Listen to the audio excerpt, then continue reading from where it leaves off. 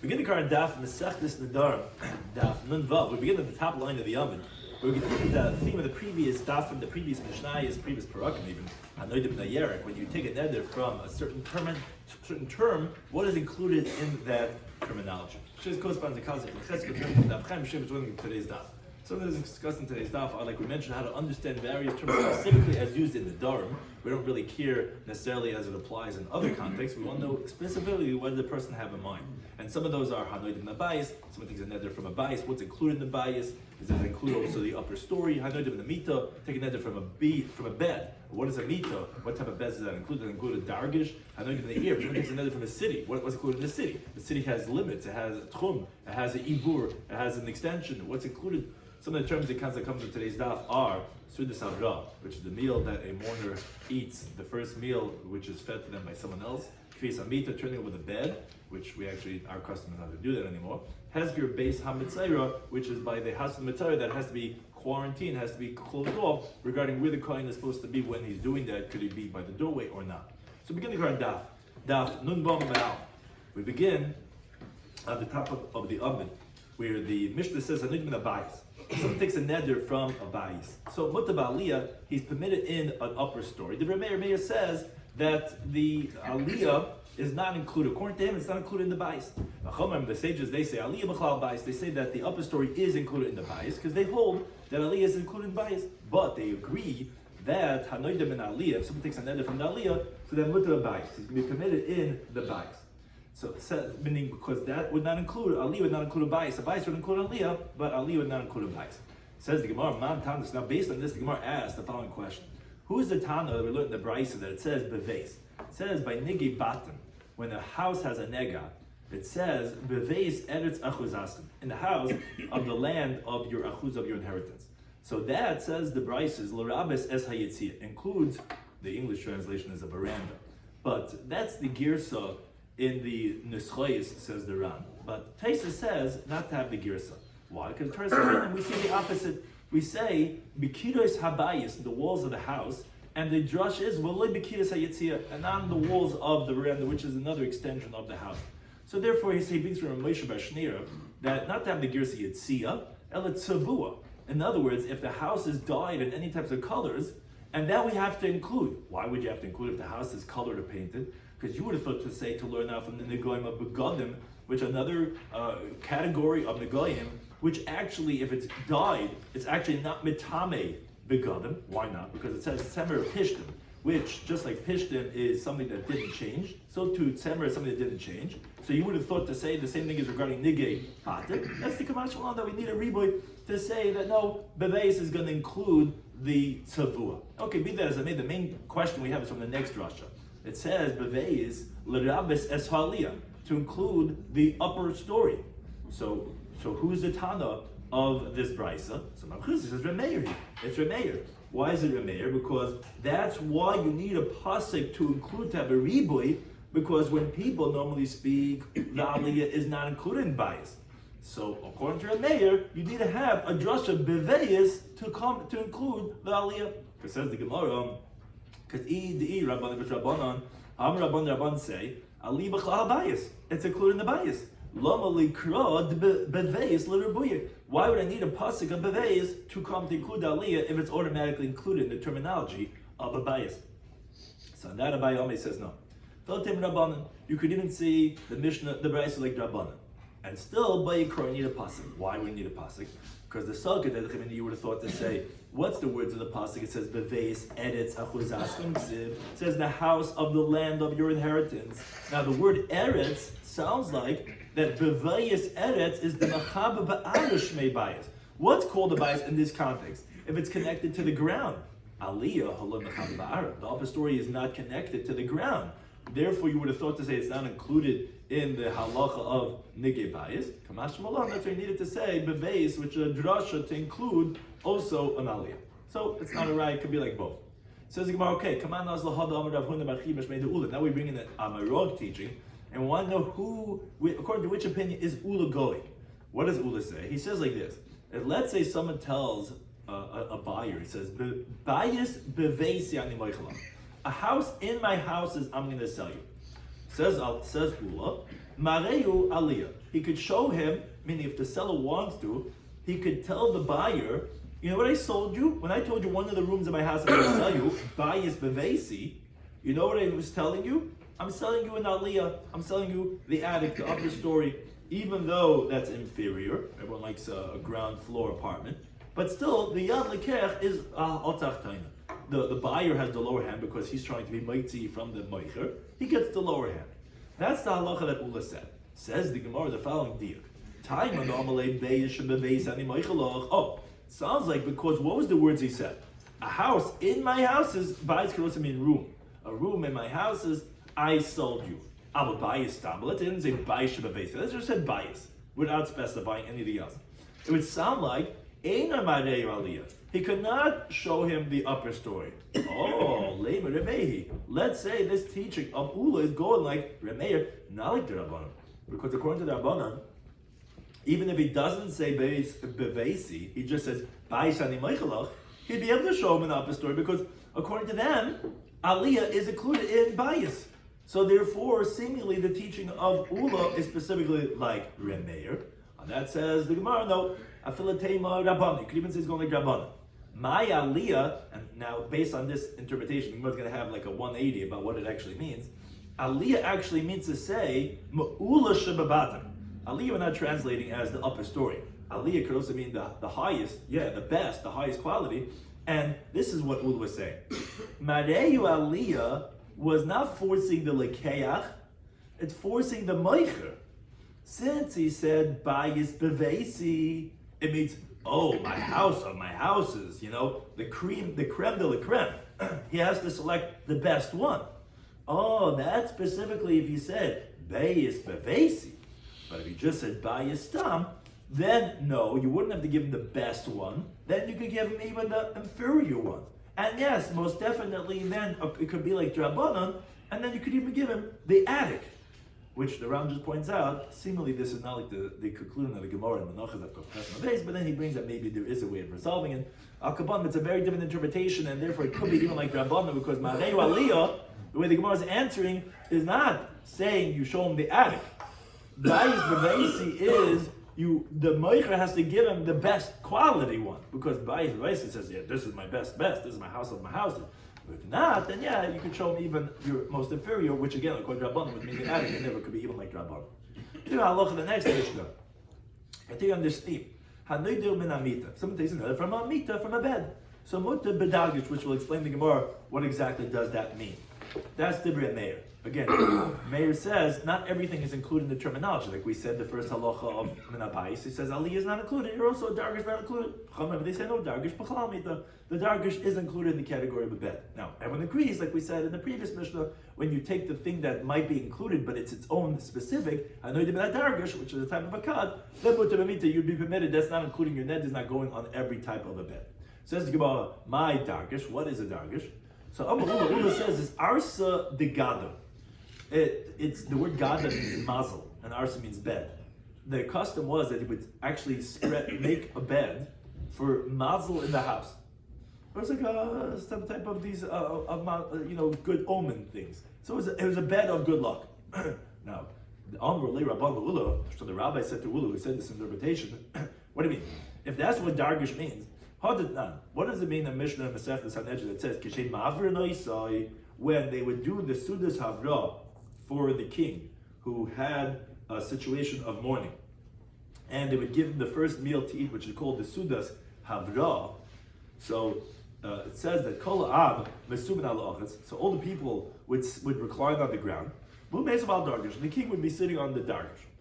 So says the Gemara, Kula Shatul Yosavala, all year round, nobody sits on that bed, because that's just there for like the word of the Ram, Lasar Habayis, meaning, and for like the angel of the house, because it's for Mazel. Hahu Yama, that day, now that he's a mourner, Yosef Allah, the king is sitting on it, based on your interpretation of Dargish, how does it make sense that the king is sitting on this bed? So I'm not asking Rabbeinu asks on those who asked on Ula. What do you mean? It's just like meat and wine. I mean, the Kula Shata all year round, Iboy Achel, if the king wants to eat meat or drink wine, he does. If he does, he doesn't. He doesn't want to, doesn't. That day, we give him because, like the pasuk says, wine is for the bitter of the soul, And here also, even though all year round he doesn't sit in it, now he does. So what's the difficulty? All year round he doesn't eat from us, and now we're giving him this wine to drink. So El Hokasha, the question is from something else. We kind of learn a brisa. The brisa says dargish. This dargish lohayu kefegu. When they came for Avelis, there was a halacha of kfiyas amita, which turning over of the bed, and they said that by this dargish they wouldn't turn it over. It was like they would leave it standing right side up. Now, the Amid, if you say arsa digadu, if you say this dargish is a bed of good luck, well, so why are you not turning it over? We're talking on the brisa. If someone they're turning over the beds. It's not only his bed that he turns over. Every single bed in the house has to be turned over. So if this dargish is a arsa digadu, it's a bed of good luck. So it's just like all the other beds. So every couch, every bed has to be turned over. Why is it not being turned over? So that's not difficult because there's a getindam base. Because it's no different than any bed that's designated for vessels. Meaning it's not a bed that you recline on, it's something that you put type of utensils on. Where there, the time in the brisa, that if it was a bed that was designated for vessels, then you don't have to go ahead and turn it upside down because no one sleeps on it. It's not every bed, it's something that is reclined on. That's a symbol of the people that were on the bed have to be now on the ground. But so therefore, that's not a difficulty why the dargish wouldn't be turned upside down because no one sleeps on it. It's meant just for mazel. So the Gemara says, you're right, that's not a question. Kasha, but if we can have a question, Hakasha, it's rather from the following source. The time we learn the Brisa over there, it says, he says, continuing on this halacha of Avelis, Dargish, what would they do with this Dargish? So they wouldn't turn it upside down. But Rabbi Shloimy says, what they would do is, Mater Karvitav. They would untie its straps in the days of mourning, and the bed spread itself would fall down by itself. Now that's the question. The dargish, if this dargish is arsa digadu, is this bed of good luck? Karvit mi isle? Are there loops for the bed? Meaning, is it like made like other types of beds? But it shouldn't have loops because it's not meant to take off and on. It rather stays spread out forever. So why would you have loops? The only reason why you have clipped loops is for the purposes of taking it on and off. But if no one's using it, so it's not touching, you can have that dust on there for the next 10 years, why would it have loops? So actually because of this, the Gemara rejects the interpretation that it's arsa digadu, because then you wouldn't have loops. Rather, Kiasar David Amar, he says, Shiltu lahum rabban. He says, I asked one of the rabbis, Rav Tachliva bar Marava Shmei, his name was Rav Tachliva bar Marava, that he would frequent the marketplace of those who would be the leather tanners, who made leather. And he said to me, my dargish, you want to know what dargish is? It's arsa ditzala. It's a bed of leather, which they would hang the straps on the edge of the leather all around. And they wanted to spread it out. So what they would do is they would loop in the straps into the bed frame. And when they would untie it, it would fall by itself. And those are the karvita that we mentioned before that they would untie. Now, so as not to ruin the leather from the moisture of the ground, because the tops of the bed were not high enough than the straps which are on the top. So the Tanakhama says that you don't turn over the bed because you're going to ruin the leather. On that, Rabbi Shloimy was saying, so what you do is you just untie the straps and then it falls. Seemingly that would not be as problematic, the bottom part of it versus the top part of it. But that's why how we understand what that Brisa was talking about. But at least now we understand what exactly it is. It's an arsa ditzala, and that's what it's like a type of a cot. So therefore, that's what our Mishnah was discussing. If you Nedarim Lamita, is it asa b'dargish or not? Rameir says no, it's not. It's not a bed. Verse Lacham said no, it is a bed. That's the question of like a cot is part of a bed or not. So to Itma we learned Izeo Mita is a dargish. What's a mita and what's a dargish? Rabbi Yomi says mita, a bed is the sarganoi sal gaba. What they would do is that they would weave the straps would go over the bed frame. A dargish was mesarganoi semigufay, that there were holes in the bed frame. And they would stick inside those holes the edges of the straps, which were hanging from the leather, and they would loop it. And they wouldn't go ahead and wrap the straps over the bed frame, went through. Now, actually, on that halacha, the Gemara asks what Mishnah Masechtas Kalim. Mishnah says, clay 8, a wooden vessel, from when is it mekabel tumah? Meaning when a vessel is considered finished, then it's mekabel tumah. So when is it considered finished? So the Mishnah brings a few examples. Hamita, a bed, Varisa, which is a crib for a little baby, Mishishufim ba'id hadag. When you smooth it out with the skin of a fish, so to smooth out the bed for him to make it beautiful, then it's considered has a finish. So then it's finished. Now, says the Gemara, if a bed is like you described, mistagagis al gabah, that they would have the straps go over the bed frame. So lamali shipas or hadag. Why do I need to have the smoothing out of the bed frame with the wood, with the skin of a fish, but it's always covered with these straps that cover over the bed? So what would be the purposes of smoothing it out, that should make it finished? So the Gemara says, you're right. Rather, the Gemara rejects it and says, haba haba gufa. Actually, both the mita and the darger was actually, with the loops went within the bed frame, not over it. But mita by a bed, what happened was that there was holes in the bed frame, and the straps went in and out of those holes. Dargers, on the other hand, there were these loops that were hanging in the holes of the bed frame, and in those loops is where you put the top of the straps that were hanging on the edge of the leather, and that's actually what made it different than a bed. And that's the question, therefore, and there was probably different reasons why they did it, why the straps of the bed went into the thing versus by a dargish. You actually there was loops hanging from there, and then you did the straps of the leather onto that. But al kapanim, that's what they were different, and that's the machlikas in our Mishnah, if a dargish included meat or not. Now the Gemara says on Rabbi Yaakov, Na'acham Rebbe, he says meat regarding a bed shenakliteho yoitzin, that you have it's naklitin. What's naklitin? So these are like these two long pieces of wood that you put on by the bed, one by the head of the bed, one by the leg of the bed, and on the top of those poles, they have there's like a hole inside of it, and they put like a rod from one end to the other end, and on that they would put a canopy. Now some would connect these naklitin, these sticks, to the bed, and that's what it means that it's yoitzin, that it's connected from the bed itself. Therefore, you can't turn over the bed with it like they did by morning, because of the poles that's sticking out. So therefore, says the Gemara, says Rabbi, zoik for b'daya. So you just leave it standing right side up, but really it means like on its side. You have it standing up, and that's enough. You can't really turn it upside down. Now, Amr Yaakov Bar Idi, Amr Shimon Levi, says, I love like Rabbi Shimon ben Gamliel, that he says that what you do by the dargish is you untie the loops and you let it fall down, and that's what you do for the halachas of mourning. Now, again, I'll look at the next Mishnah. I'm going to continue on the theme about when you make a neder from something, what is included in that neder. So, hanoidim in the ear. Something's a neder from a city. So, mutar likanas l'tchum shalir. You're allowed to go into the tchum of the city, which the tchum we know is the 2,000 amma perimeter around the city.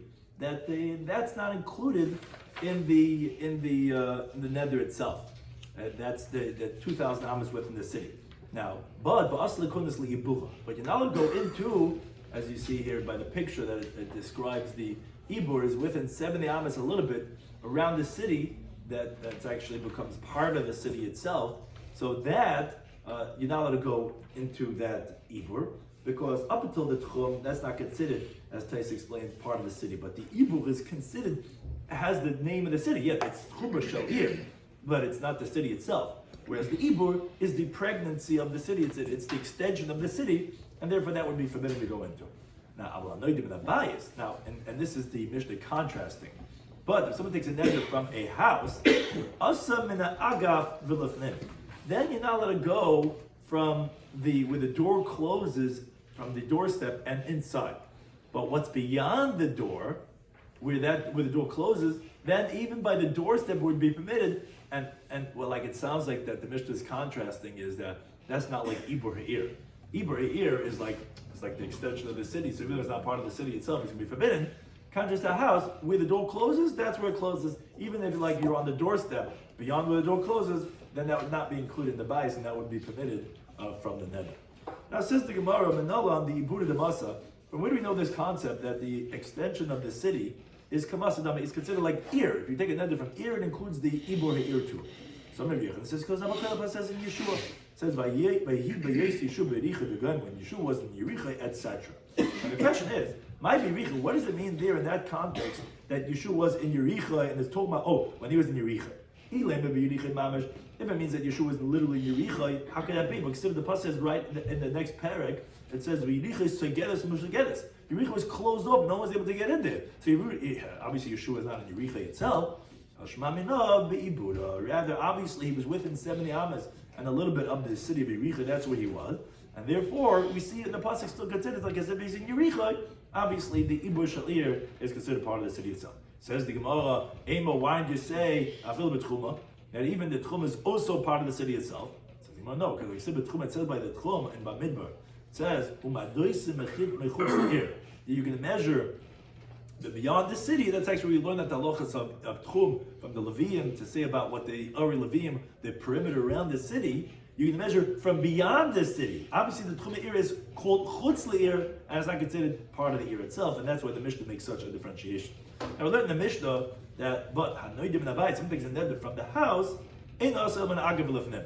As a beautiful picture just illustrates, nice to look at. From the only way the door itself closes, and from within, that's what's going to be forbidden. But says the Gemara, but what do you tell me? From where the door closes beyond, then that's not considered part of the house. But most of our Moga, however, asked from the following Braisa. The pasuk says of Yikra, when it comes to the nega of a bayis, it says v'yotza hakoyin min habayis. The koyin has to leave the house. He comes and he checks out the house. He sees that there's a nega, and he leaves the house as a nega. Now it says the Braisa yochel yelich lebeis abiyaska. You would think that he would go to his house and close it from his own house. How would he do that? Says the Ran. He gets a very long rope, extension cord. He goes all the way back to his house. You would think he has to go there close it. It says al pesach habayis, to the opening of the house, which sounds like that he has to stand there by the opening of the house when he's closing it open, he's making the quarantine. Now, if I had only these words up to the opening of the house, in other words, if that's all it said and didn't say min habayis, so yochel yama, you would think that a person would stand on the doorstep, tachas hamashkiv, beneath the lintel, which is the top part of the doorway, the yaskin, he would be able to close it over there. Suppose it teaches, doesn't just say that he goes El Pesach Habayis. It says he has to leave Min Habayis. What does that mean? Until he leaves the entirety of the house. Says the Braisa, so how is that? So he has to stand on the side of the mashkif, on the side of it, not under the mashkif, on the side of it, and he closes it off over there. Now, how do you know that if he goes to his house and he closes it off? Or he does stand beneath the lintel and he closes it, that his clothing is considered valid. Because the pasuk teaches that he closes off the house, which that sounds like mikam makam. No matter what the situation is, after the fact, that will also be valid. Now, what you see is that you needed min habayis to teach that you have to go out beyond the doorstep, which is beneath the lintel. For the fact that you needed that, obviously, that whatever is beneath the lintel, even though it's beyond the doorstep, it would be included in bias.